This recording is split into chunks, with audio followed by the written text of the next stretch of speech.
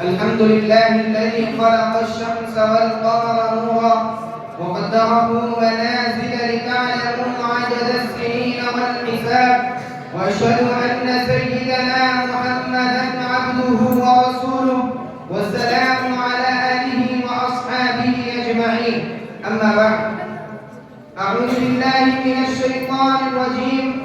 إن عدة الشهور عند الله 12 شهرا في كتاب الله يوم خلق السماوات والأرض منها 4 حرم. إني أريد اليوم أن أتحدث أمامكم أحاسيسي حول الوقت وأهميته. يا زملائي، إن الله تبارك وتعالى خلق الإنسان ووهبه الحياة والموت ليبلوه ويمتحنه، فمن كان يريد حرث الآخرة نزد له في حرثه، ومن كان يريد حرث الدنيا نؤتيه منها وما له في الآخرة من نصيب. فهذه الحياة حياة قيمة، حياة ثمينة، حياة لا عوض عنها، حياة لا مثيل لها، حياة لا نظير لها، حياة أثمن من الذهب، حياة أغلى من كل شيء، حياة محددة، حياة تجري إلى أجل مسمى.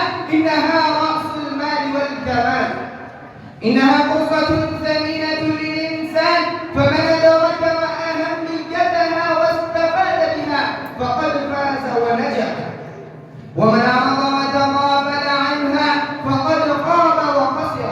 يا زملائي، تعالوا معي نستعرض التاريخ الإنساني استعراضا خفيفا.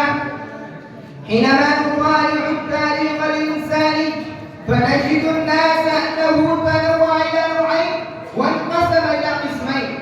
نوع فاز بمقاصده وأهدافه، إنه بلغ المدارج العالية والأعمال الشامخة، إنه نجح نجاحا كاملا، إنه وجد الشهرة والكمال، إنه احتزق السبقات، إنه ابدع في مجالات من مجالات الحياة، إنه برز في ميدان من ميادين المعاش، إنه رفرف رايته للكمال والنبوغ، إنه قام بدور هام في تجارب الحياة، إنه كلف الأيام ما ليس يوهب، إنه وفق الزمان وصفق له الزمان وتسجل له الأوان وافتخر به الأيام، إنه أحدث انقلابا عظيما، إنه وقف تاريخ المجد والكرم، تاريخ الوجاهة والفخامة، إنه قدم المعجزات من العلوم والفنون، من المفاخر والمكارم، من المآثر والمعارف، إنه غير الزمان وقلب الحياة،